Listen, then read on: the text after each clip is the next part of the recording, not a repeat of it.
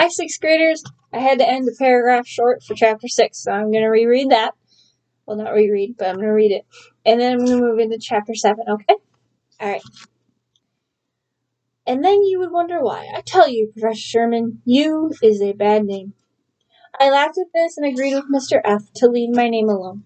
Then Mr. F. told me that he had the most unusual house to show me. It's the house of Mr. M., who runs the Moroccan restaurant. He not only discovered Krakatoa, but he also discovered ways of making life more pleasant. Mr. M. is a nurse. The children, M1 and M2, have very inventive minds. Come with me, and I'll show you what I believe to be the most fantastic house in the world. Okay, and they got a picture right here. Down there. Chapter 7. The Moroccan House of Marvels. On our way to Mr. M's house, I asked Mr. F. what the citizens of Krakatoa did with all of their spare time. You have told me that only families with creative interests were chosen by Mr. M. to come here. You said that people with inventive minds were selected because they would be less apt to be bored on a small island such as this.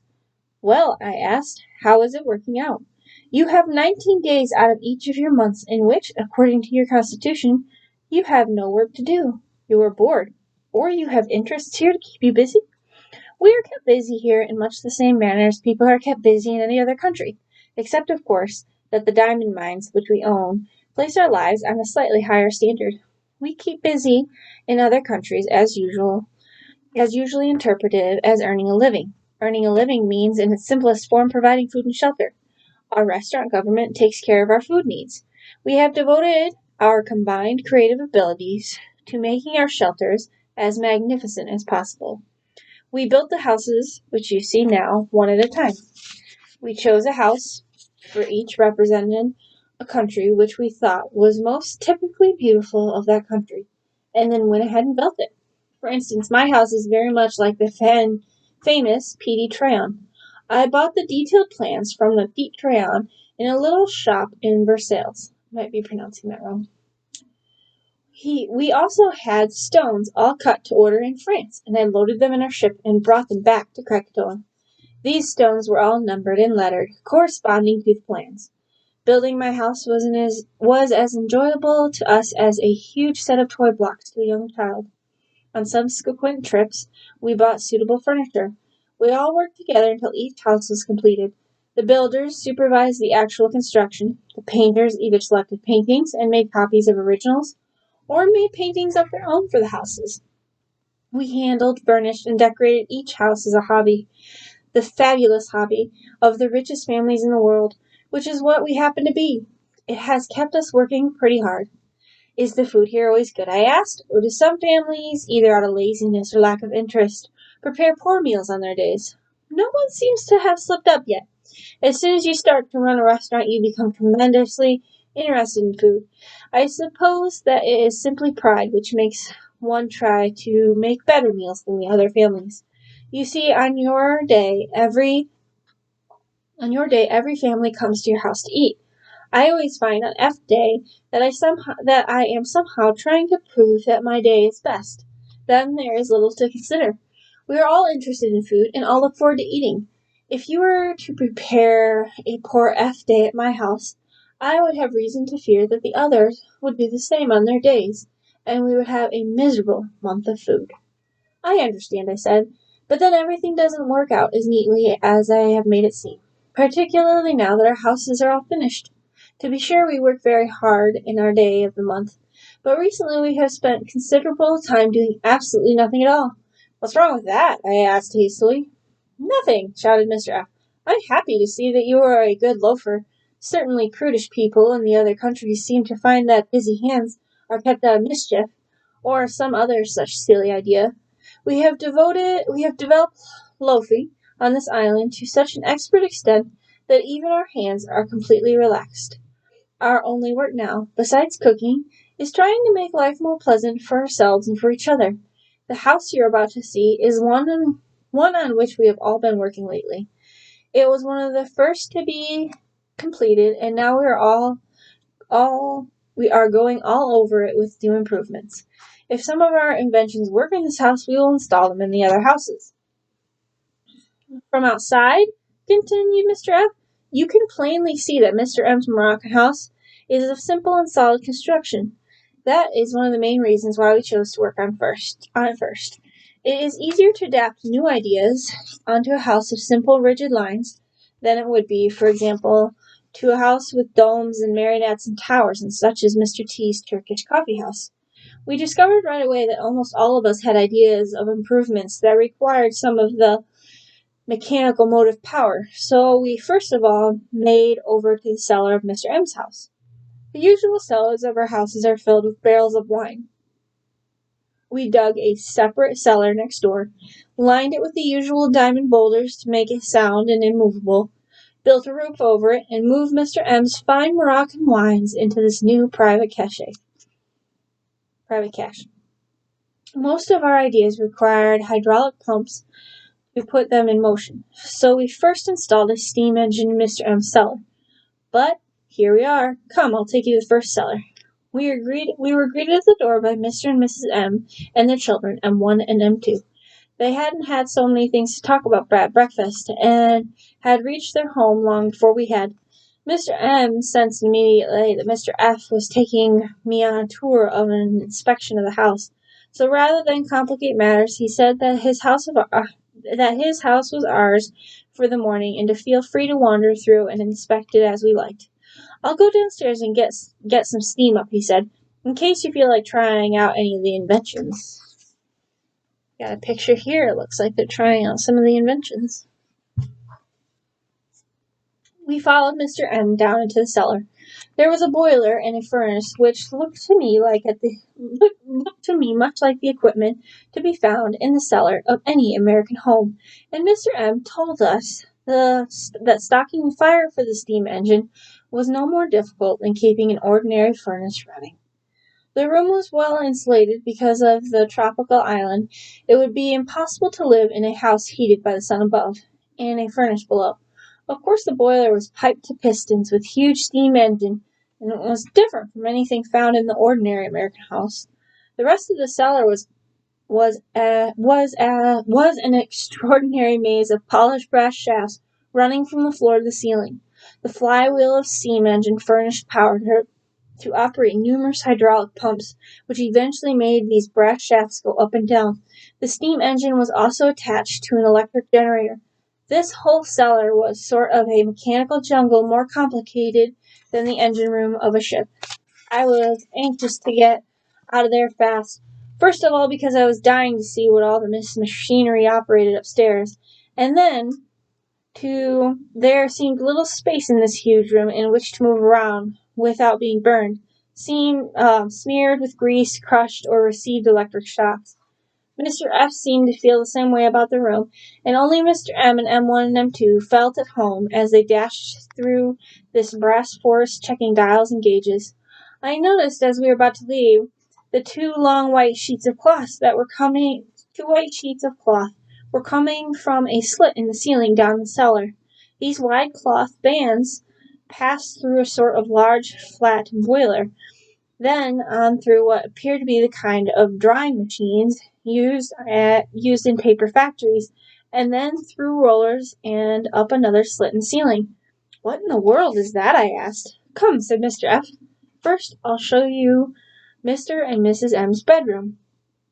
We walked upstairs and into the bedroom on the first floor. It was furnished in excellent Moroccan taste. Sorry.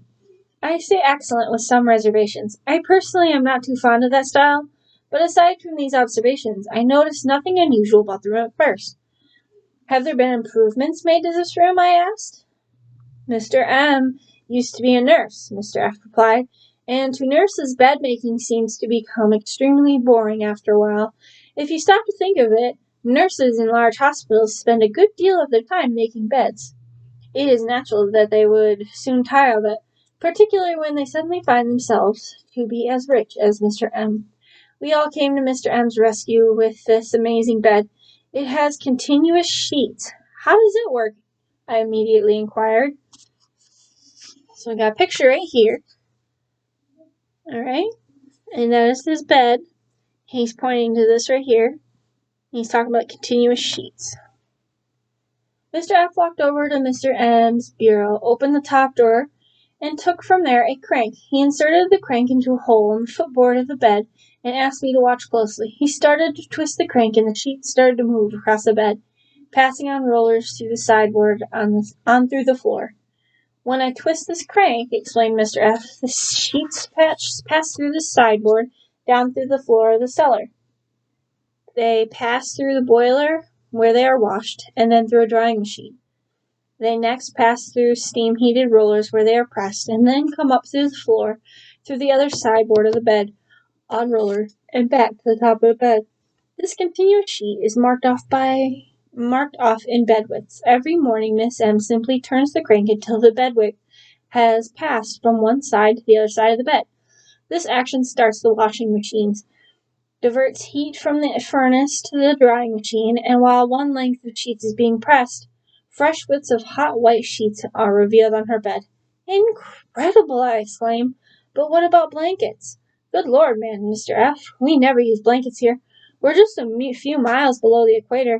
Oh, that's right, I said. You have made inventions for every room in this house. We have. Each family originally chose a room to work on. Although several families have worked on the same rooms, we are all interested in the dining room. I'll show that to you next. You see, there are many problems attached to feeding 80 people, even if it is only once a month. There are 4 members to each family, and the children help a lot, but even so, you can well imagine that the problems of preparation of an elaborate breakfast, clearing that off and preparing a lunch, getting that out of the way and getting dinner ready are big and tiresome. What do you think of this dining room? He asked. I looked at the room we had just entered. It was enormous and absolutely bare. The floor was highly polished and had a sort of design of discs on it. One large disc surrounded by 4 smaller ones. This design was repeated 20 times on the floor. The walls had pictures hanging from them, scenes of charging Arabs on horseback, and portraits of marabouts, sultans, and vizers. It looked more like a Moroccan ballroom of some sort, I answered. Where are the chairs and tables? Exactly, said Mr. F. It is so easy to clean, eh, Professor Sherman? No tables to sweep under, no chairs to get your way. Perfect, I answered. But what do you eat on? At this, a wild look came over Mr. F.'s face. Watch this, he said. He walked out of the hall and pulled a great lever. He came back to my side and took me over to the far corner of the room. Look at the floor, he said. I looked. There were suddenly small whiffs and puffs of steam coming from the circular discs on the floor. Then these discs started to rise slowly like some nightmarish garden of mushrooms, and soon each group of discs was up off the floor, forming little groups of 4 flat stools around the tables. Cleaning up is easy here, he said. After M1 and M2 have removed the dishes, silverware, and tablecloths, Mr. M lowers the chairs and tables, pressing the lever, and Mrs. M and he then wash the floor. Chair, tables, and floors are all taken care of for the month in one motion. What some of those, you got a table here, some chairs popping up there. Bravo! What goes on in the other rooms of this Moroccan house of marvels? Marvels. The living room isn't by any means perfected, he said, but I shall show it to you if you want to see it. Lead on. You see, explained Mr. F, lowering his voice considerably. Mr. P, Mr. Q, and Mr. R were poor but extremely inventive scientists when they were picked up by Mr. M to come to Krakatoa. They are all 3 of them fascinated with the extraordinary power and many uses of the electric current. It was they who insisted that this electric generator be attached to the already heavy-burdened steam engine in the cellar. I think all of their new-founded wealth has gone a little to their heads. Mr. M wasn't fully anxious to turn over his living room to them. He feels that their ideas are perhaps a little too advanced, even for Krakatoa. But what could we do? He had already given a room to each of the other families to work on, so he felt obligated to turn over the living room to these 3 remaining inventors. What in the world did they do? Electrified all of the chairs and the couch, said Mr. F, in a hushed whisper of a man who was describing the work of a maniac. What for? I exclaimed hastily, as I was about to enter the living room. They say it was to move around the room more easily. I'll show you how they work. I wasn't too anxious to walk into this electric living room. I wouldn't be either. But I felt that it was safe to follow Mr. F wherever he went. The floor was made of steel. The chairs all had a decently unusual look about them. First of all, on the left arm of the chairs, they were all armchairs, was a little tiller, much like the tiller of a sailboat. The chairs were on little wheels. There was a rod up on the back of these chairs with a sort of steel brush at the end of it, which touched the ceiling. The ceiling was covered with a wire mesh. The scientists who improve this room say that man spends too much effort moving his chair around the room, or walking from his chair to the window, bookcase, or table to get his pipe and so forth. They figured out that some men walk an unnecessary half-mile a day, just around the living room. These chairs are supposed to save people the trouble. Look, he said. He sat down in the armchair and drew the tiller around the front of him. I shall now move effortlessly around the card table and stop in front of the window. There is a button on the end of this tiller, which I will press to start me off. I will steer the chair with the tiller and stop it by taking my thumb off the button. Are you ready? Go ahead, I said, backing into a corner. Mr. F pushed the button in the tip of the tiller. The chair shot around the table at breakneck speed, stopped in front of the window with such suddenness that Mr. F was plunged head first out of the chair, out through the open window. A shower of blue sparks followed the trail of the chair as he rubbed into the mesh ceiling. Picture that, Mr. F getting thrown out the window there. The professor not 100% really knowing what to do. There, Mr. F said, climbing back through the window out of breath and with most distressed look on his face. You can see that this is hardly what one might call an improvement in living rooms. Why don't they slow them down a bit? I asked. The scientists who design these infernal machines insist that they would slow them down, but Mr. and Mrs. M have had so many sad experiences, such as shocks and bumps in the room, that they refuse to have electric chairs of any sort. M1 and M2 are crazy about them, however. The room has been turned over to them as their playroom, and has made into a living room for Mr. and Mrs. M. All of the children in the island spend many hours a day driving the easy chairs around the room, yelling and screaming and bumping into each other. The couch holds all but 4 children, and is the fastest in the room. I would hate to predict what would become of this youngster, mechanically minded generation. I agree that the electrical age we are entering is indeed frightening. Yeah, I can see where that would be really frightening. Getting thrown around by an electric chair. That doesn't sound fun to me. Mm-mm. What are the bedrooms belonging to M1 and M2 like? I asked. Are they furnished with beds with continuous sheets too? No, said Mr. F. After seeing the chairs and tables we installed in the dining room, they designed beds of their own. Their beds have levers on them that move up and down. The rooms have high skies, like upstairs rooms in most Moroccan houses. They can move their beds up into the ceiling and look through the skylights at the stars. Or they can open the skylights and move right up through the roof and on hot nights.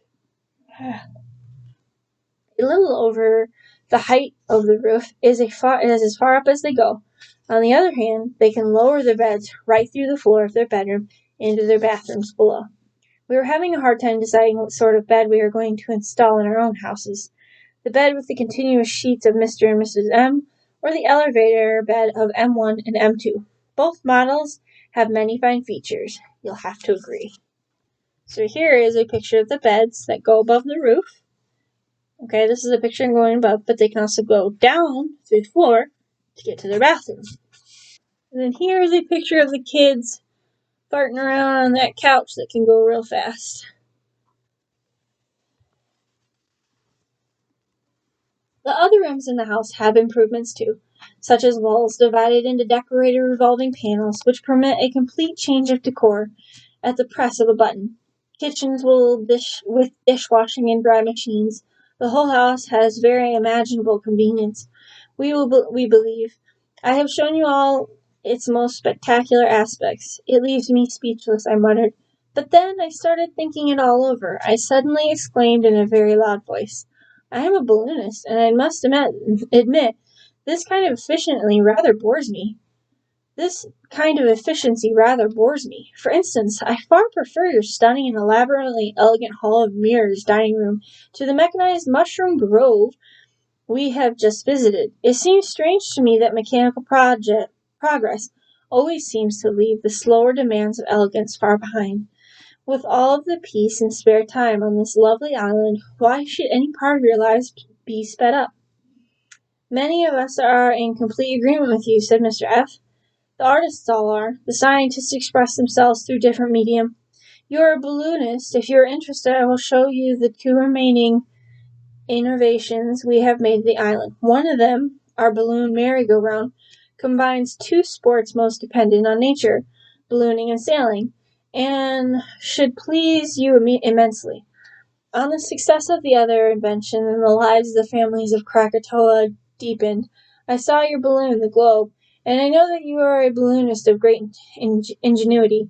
I am sure you will like these two balloon inventions. Ladies and gentlemen, announced Professor William Water Sherman, before telling you of the two balloon inventions of Krakatoa, I'm going to call a 15-minute intermission. Remember that he was telling the story, so he's taking a pause from the story, telling the story to the crowd. This will give you a chance to digest the many inventions I have already discussed, and I will give me a few moments of rest. The end of my story is, I suppose, the most exciting part of it, for as you know, I am from having read your newspapers during this last month, the time is near at hand, and it is account for the lovely island of Krakatoa to start blowing up. Thank you very much for having been such an excellent audience up to this time. Come back in 15 minutes and I'll tell you of the two extraordinary inventions and of one history-making explosion. Thank you. The audience spent 3 of their 15 minutes applauding and cheering and then went outside for a stretch and a breath of fresh air. Professor Sherman poured himself a glass of water, drank it, stretched out on his bed, looked up at the ceiling, and prepared to spend a most comfortable and relaxing intermission. Next chapter is chapter 8. I'm going to save that for the next video.